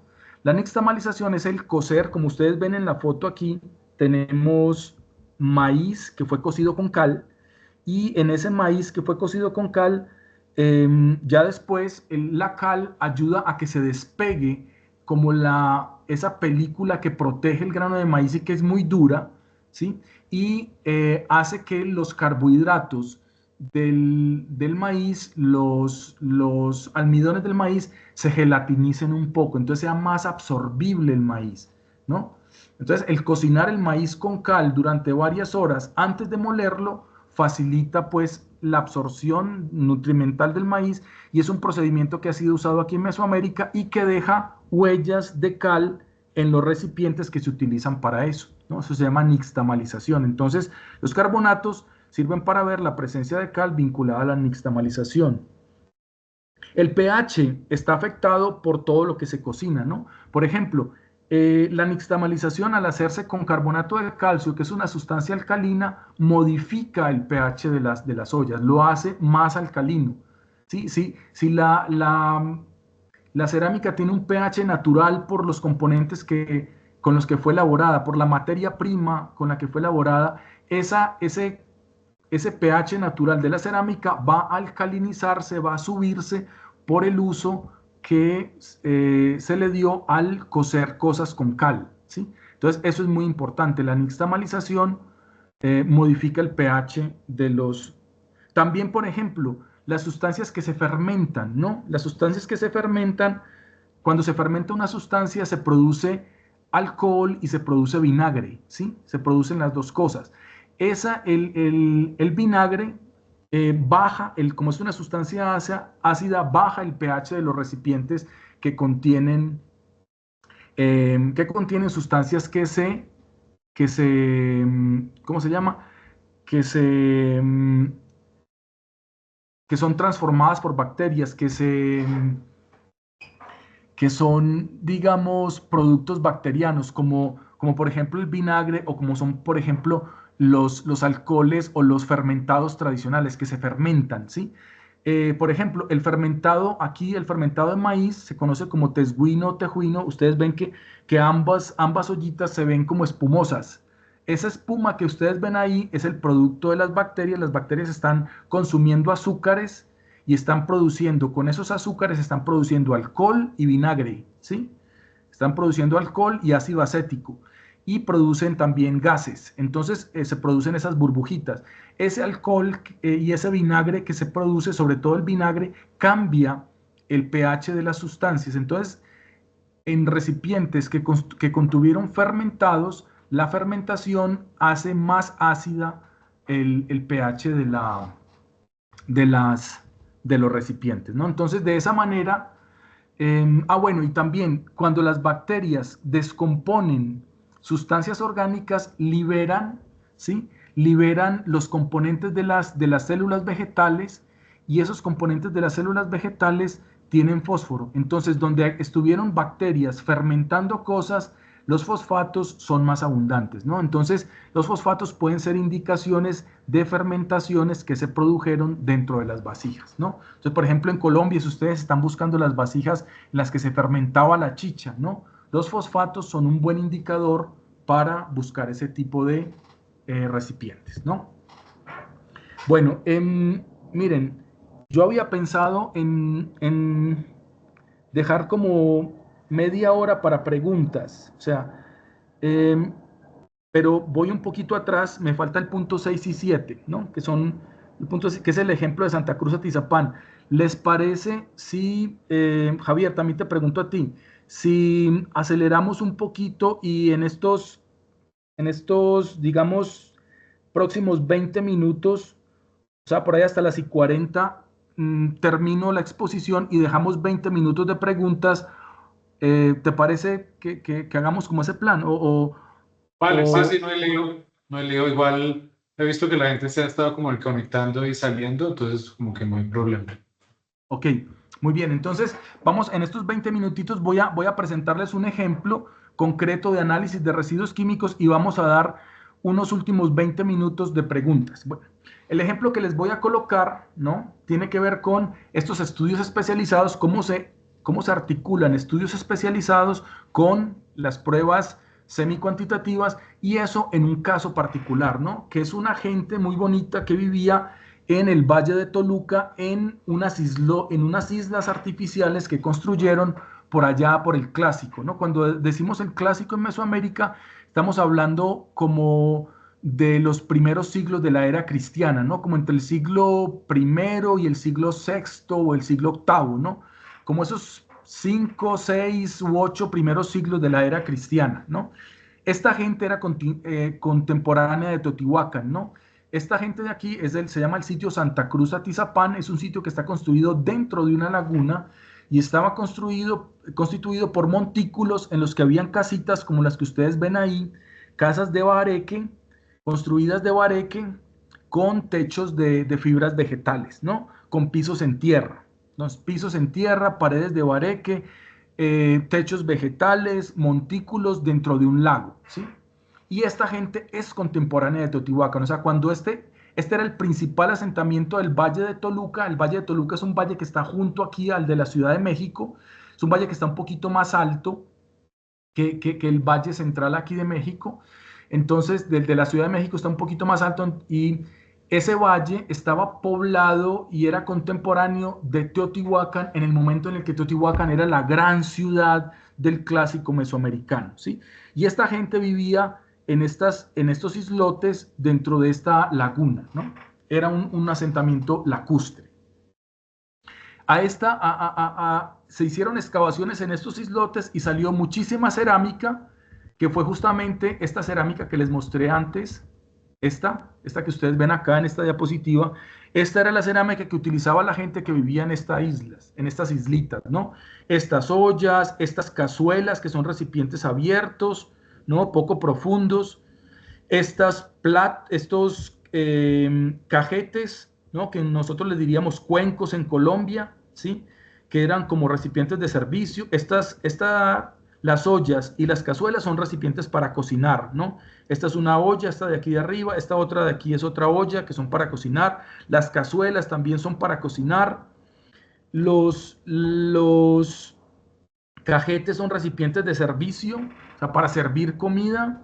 Y finalmente tenemos la cerámica ritual, que son estos braseros y estos ahumadores en los que se ponen, digamos, trozos de carbón, y se pone o copal o alguna otra sustancia que se queme para que el humo vaya hacia arriba, y en los rituales se pueda establecer pues esta comunicación entre el mundo que habitamos nosotros, que es este mundo del medio, y el mundo de arriba donde están las divinidades, ¿no? Entonces esta es la cerámica que analizamos de este sitio lacustre del que ustedes están viendo aquí una representación, ¿no? De este sitio tan bonito.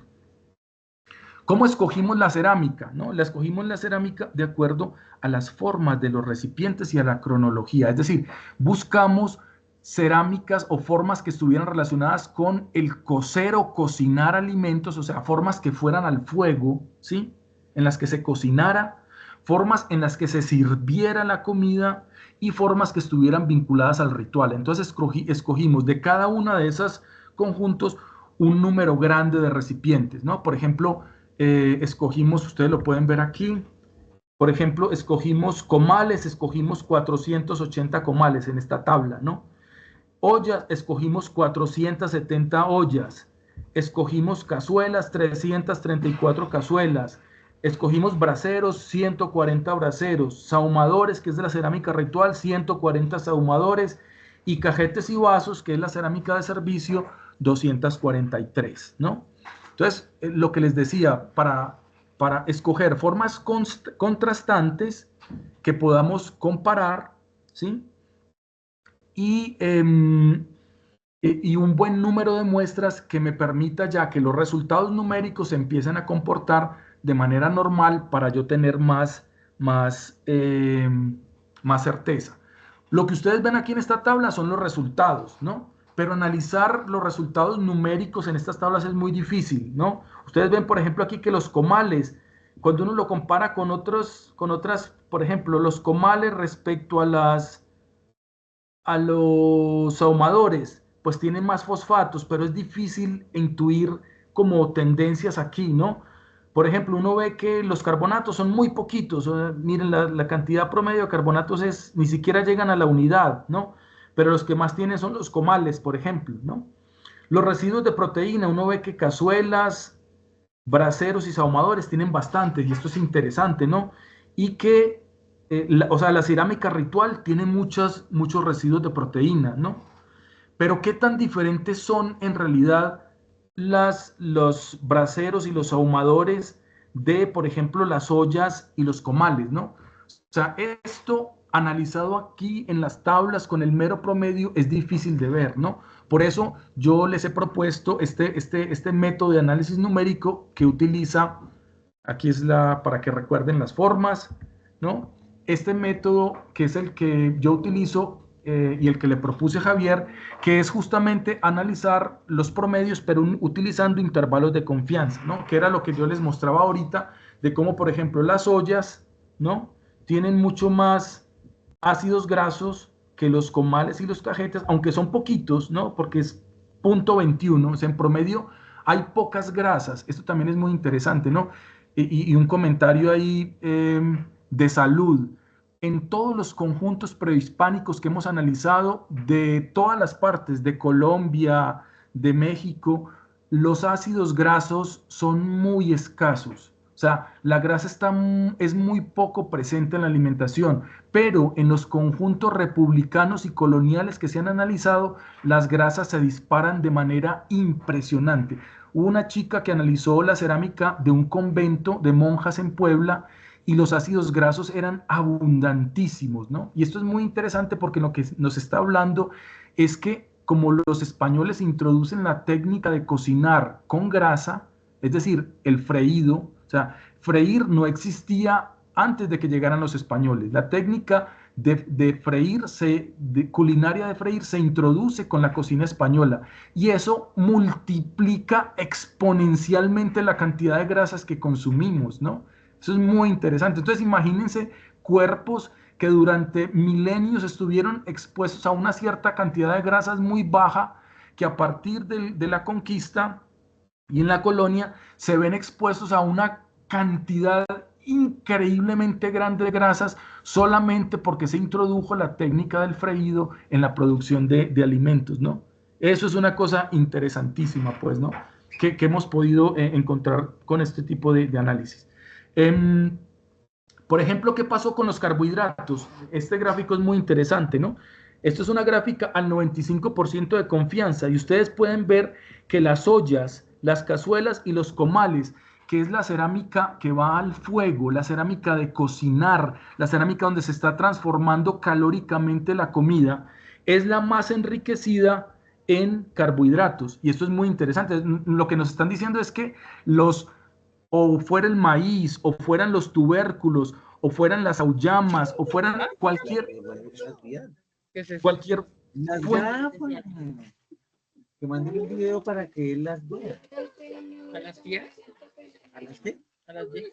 A usted, que un video suyo para que las vean las gafas. Pues lo graban en el celular y hacen como si yo creo que se nos metió una conversación. Si lo puedes silenciar, Javier.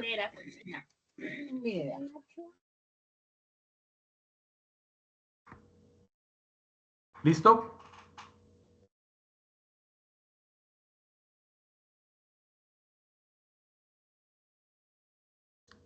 ¿Me escuchan? Listo, sí, sí, sí, ya. Perfecto.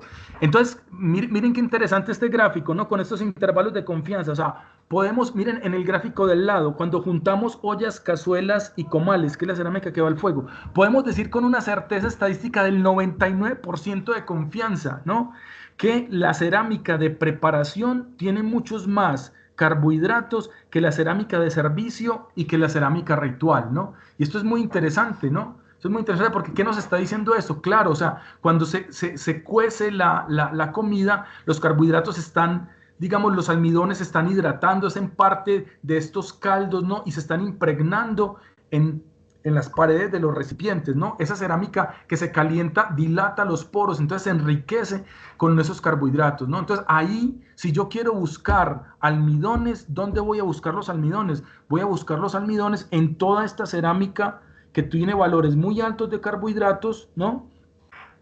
Y que está mucho más enriquecida que la cerámica de servicio y que la cerámica ritual, ¿no?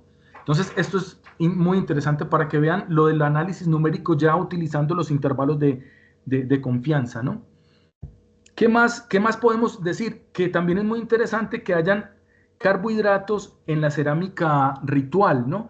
Es decir, estaban a lo mejor quemando cosas, ¿no? Quemando algunos elementos vegetales, algo de comida, y esos elementos vegetales estaban, digamos, impregnando también los recipientes, ¿no? Colocaban, digamos, algo que tuviera, que impregnara las paredes de los recipientes y se evaporaba el caldo, llegaba a las paredes del recipiente también e impregnaban los poros con carbohidratos en esa cerámica ritual, en las ofrendas que se están presentando pues en los rituales, ¿no? ¿Qué más podemos ver en los resultados? Podemos ver, por ejemplo, la cerámica con residuos de proteínas, ¿no? Cómo se comportan los residuos de proteína en la cerámica de Santa Cruz Atizapán. Y aquí hay una cosa hermosísima que me encanta, ¿no? Ustedes ven que casi solamente hay dos cosas que están arriba, que están resaltadas, ¿no? Que son las cazuelas y que son los braseros. O sea, hay dos formas cerámicas que tienen muchos residuos de proteínas, pero son dos formas muy diferentes, ¿no?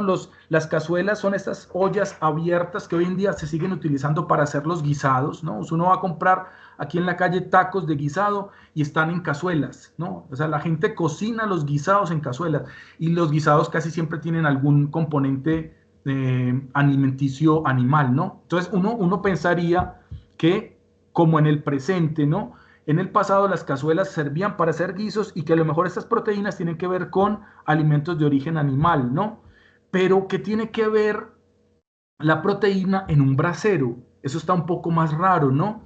A lo mejor colocaban alimentos de origen animal, a lo mejor sí, pero a lo mejor es una proteína diferente, porque nos acordamos de esto que les contaba de Templo Mayor, donde la gente se cortaba, ¿no? Se cortaba y colocaba gotitas de sangre en un papel y quemaban en los braseros y en los ahumadores, quemaban sobre todo en los braseros, quemaban los pedacitos de papel o de tela impregnados con sangre para que el humito de la sangre se fuera para los dioses, pues, ¿no?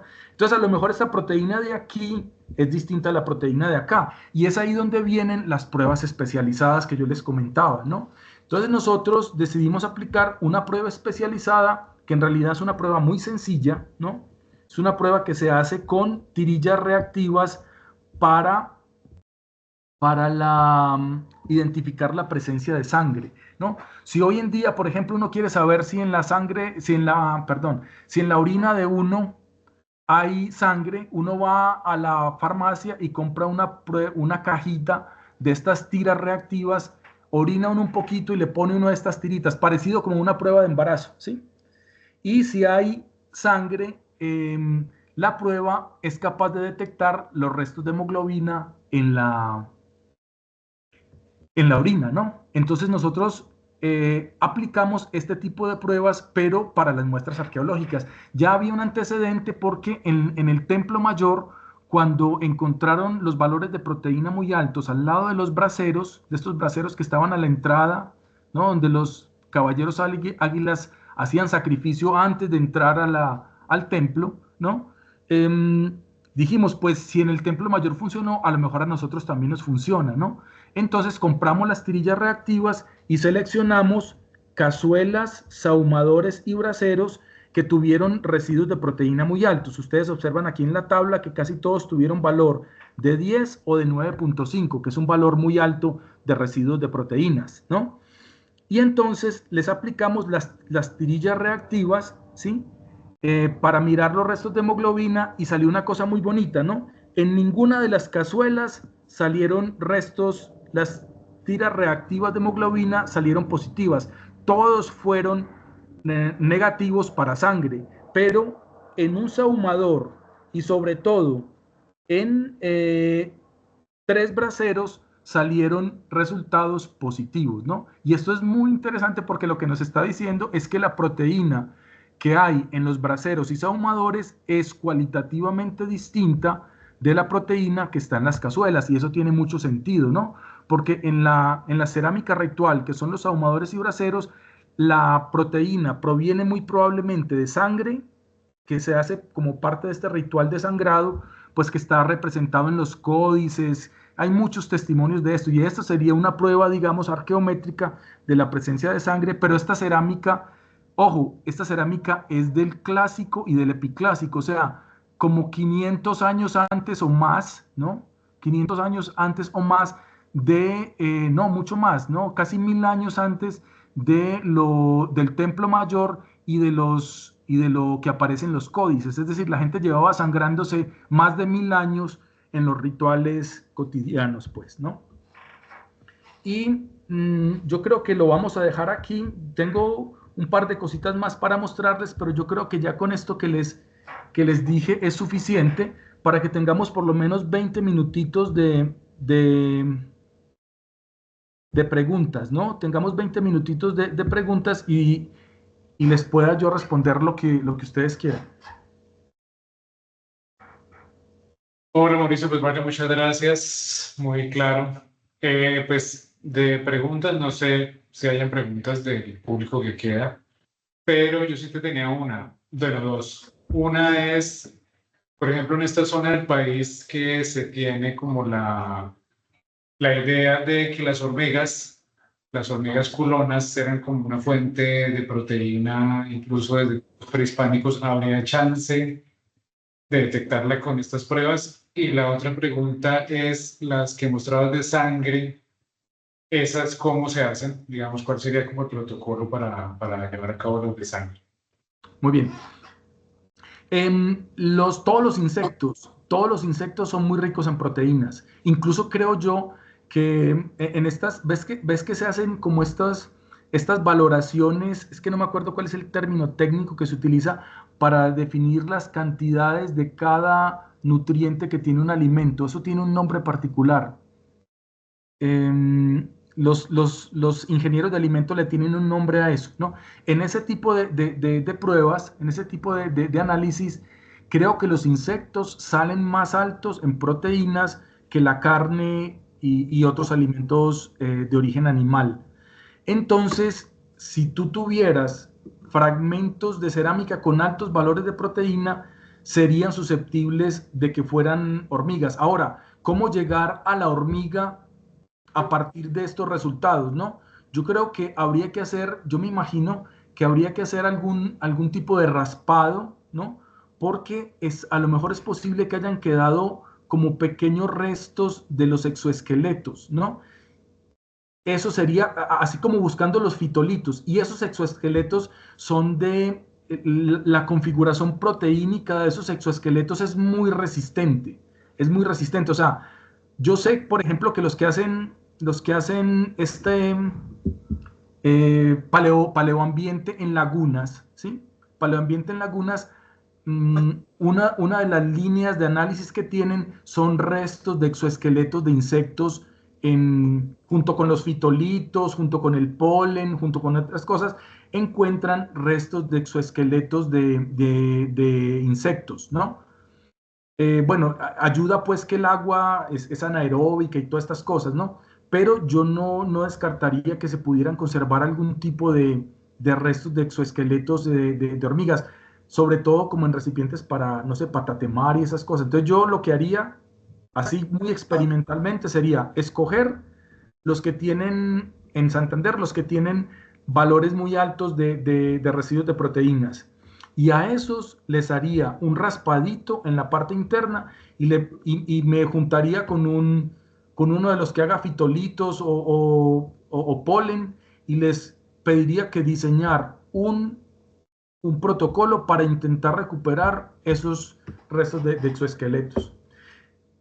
También a lo mejor las hormigas culonas tienen alguna grasa en particular o algún ácido graso que sea como una especie de marcador. No sé si el ácido fórmico, por ejemplo, de las hormigas, que es tan particular, pues se alcance a conservar y se mantenga, y eso se mantenga en ácidos grasos, ¿no? Entonces, a lo mejor por ácidos grasos habría una posibilidad, pero sería una cosa muy experimental, ¿eh? O sea, sería meterse a hacer experimentación, ¿no? Y, por ejemplo, tatemar hormigas en un comal o ponerlas a cocer y enriquecer con caldo de hormiga y con hormiga tatemada unas callanas y unas ollas y luego, digamos, comparar con, hacer unas pruebas, las pruebas ordinarias de nosotros y ver qué valores arrojan y luego alguna de estas otras pruebas especiales para ver si se conserva los restos físicos de los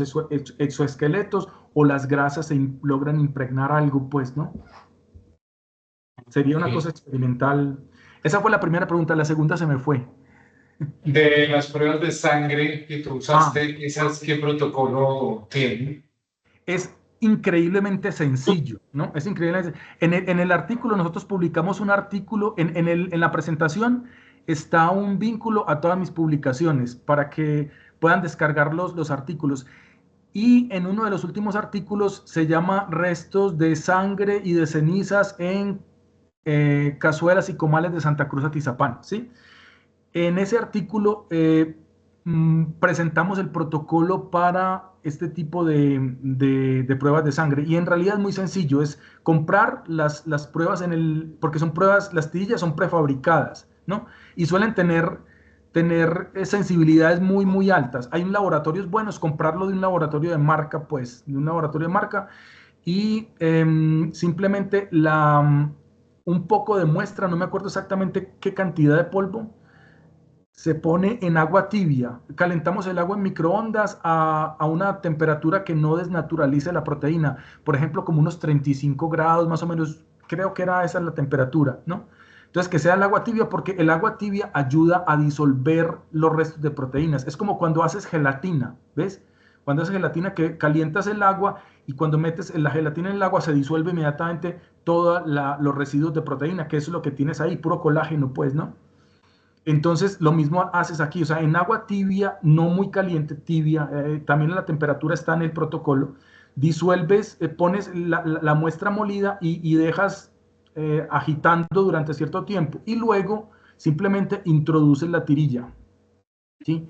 Obviamente haces unas pruebas de control, ¿no? Con el agua sola, para que no estés seguro que la proteína no viene del agua, y con alguna sustancia que tenga proteínas, como leche en polvo o cáscara de huevo o algo así, ¿no? Entonces haces unas muestras de control, corres unas muestras de control para estar seguro, y también te puedes picar, ¿no? O sea, pícate con un poquito, con estas de las pruebas para los, ¿cómo se llama?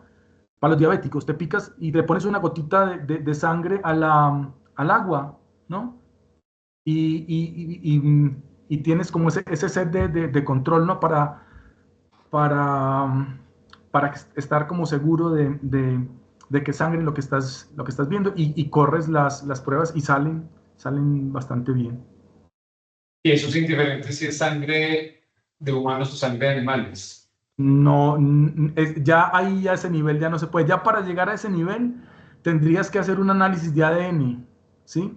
Tendrías que hacer un análisis de ADN, pero ya incluso eso sería posible porque sabes el fragmento que está, ¿cómo se llama?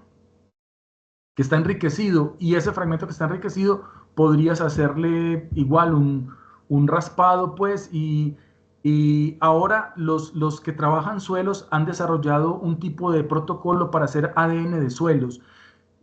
Yo creo que el protocolo para hacer ADN de suelos se podría aplicar para hacerle un ADN a por ejemplo, polvo de cerámica, por ejemplo, ¿sí? Okay. Eso se podría hacer y ya estarías encontrando ADN de quién sabe qué cosas estés encontrando, pues. Y esa es la única prueba como extra del paquete original de las 6 pruebas. No, en realidad eso me faltó un poquito decir. Las pruebas adicionales, pues la de proteínas, la de sangre es una pues bastante útil, pero yo creo que las dos más útiles son para carbohidratos estaría la búsqueda de almidones, ¿sí? Entonces, un raspado igual, un raspado en la cara interna del fragmento que te sobró, del pedazo de fragmento que te sobró, y la aplicación del protocolo para análisis de almidones que utilizan los que hacen análisis de almidones en suelos, ¿no? Y entonces ahí estaríamos encontrando los almidones que están en el recipiente cerámico, pues, ¿no? Y eso es muy útil, ¿no? Porque los almidones, como son tan específicos, entonces te dan si es frijol, si es maíz, incluso el maíz se puede llegar a saber si estaba nixtamalizado o no, ¿no? O si el almidón es de chayote, si el almidón es de yuca, si el almidón es de camote, si el almidón es de em, estas cucurbitáceas, de estas calabazas, ¿no? Entonces, yo creo que la de almidones es una de las más importantes para las muestras que te dan altos valores de carbohidratos. Y para las muestras que te dan altos valores de ácidos grasos, estaría sin duda la cromatografía de gases, ¿no? La cromatografía que me dices que se ha puesto de moda en Colombia, pues si se ha puesto de moda, a lo mejor tienen referentes ya, sobre todo el problema con las cromatografías es tener como referentes en el sistema que te permitan decir, esta grasa de aquí es tal grasa, ¿no? Porque la cromatografía te va a dar el espectro de grasas. Ahora, ¿qué grasa es? Si es, por ejemplo, no sé, si es la teobromina, por ejemplo, que es un ácido graso, ¿no? Entonces, teobromina, entonces eso te daría marcador de cacao, ¿no? Entonces, sería buscar un laboratorio que tenga esos referentes, ¿no? Que tenga esos referentes y hacer cromatografía de gases en las muestras que tienen ácidos grasos altos, que si es cerámica prehispánica, no es de esperar que sean muchos. Ok, vale, vale, vale, vale. Pues te agradezco mucho, creo que igual no hay mucho público remanente. Creo que eso es lo que va. Igual pues yo voy a parar aquí la grabación para que quede hasta este punto.